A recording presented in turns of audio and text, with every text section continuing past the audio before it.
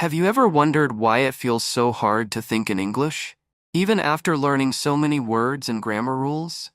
You may be able to read English, write in English, and even understand others when they speak. But when it comes to forming your own thoughts in English, it suddenly feels like a big wall stands in your way. This is because most learners don't actually practice the skill of thinking in English. They practice reading, writing, listening, and speaking, but their brain is still translating every word from their native language into English. The real secret to fluency is not just learning English words, but actually training your mind to think in English directly. So how can you do this? It begins with the small things. Your inner voice, the voice inside your head that speaks to you every day, can slowly be trained to use English.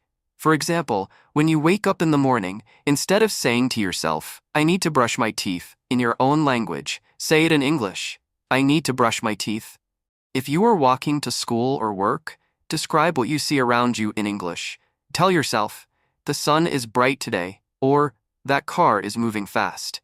At first, these sentences might feel slow or even unnatural, but the more you practice this kind of inner talk, the more automatic it becomes. Eventually, your brain will begin to think in English without needing to translate. Another powerful method is surrounding yourself with English sounds and words as much as possible. Your brain is like a sponge. The more English you hear, the easier it becomes to think in it. Instead of only studying English during a short lesson, make it part of your lifestyle. Watch TV shows, listen to podcasts. Don't worry if you don't understand everything at first. The important thing is that your ears and your brain are getting used to the rhythm, tone, and natural flow of the language. Over time, those sounds become familiar, and your brain begins to produce them on its own. Now here's something interesting. Thinking in English is not just about language. It's also about culture and habits of expression. Every language has a certain way of organizing thoughts. For example, in English, people tend to keep sentences short and direct. If you always try to think in long and complicated sentences from your native language, you will struggle to translate them. Instead, start practicing shorter, simpler sentences in English. Imagine you are texting a friend. English thinking is often like that, straight to the point. Instead of saying in your native language, "I feel very exhausted because I had a long day full of responsibilities," in English you might think, "I'm so tired. Today was a long day." That's clear, natural, and fast. One more important part of thinking in English is to lower your fear of mistakes. Many learners stop themselves from thinking in English because they are worried about grammar. But thinking is private. No one else can hear your thoughts. This is your safe space. Even if your sentence in your head is not perfect, it doesn't matter. What matters is training your brain to move in English without stopping.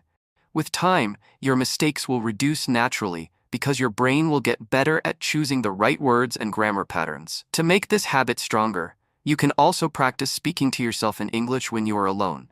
Some people feel shy about this, but it is one of the best ways to train your brain.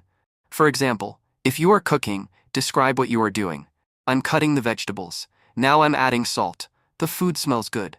If you are driving or walking, you can say, "I see children playing. The weather feels cold today." These little sentences may feel simple, but they are actually very powerful because they help connect your daily life with English thought. Visualization is another tool that can help. When you learn a new word, don't just connect it to a translation in your native language. Connect it directly to an image in your mind. For example, when you learn the word apple, imagine a shiny red apple. When you learn the word happiness, imagine a big smile on someone's face. This way, your brain will not waste time translating from your native language. It will connect English words directly to meaning, which makes thinking in English much faster. Immersion is also key. If possible, try to create situations where English is the only option. Change the language on your phone to English. Write your shopping list in English. Send short messages to yourself in English. Even if it feels strange at first, it is pushing your brain to get comfortable with English in daily life. Remember, thinking in English is not something that happens in one day.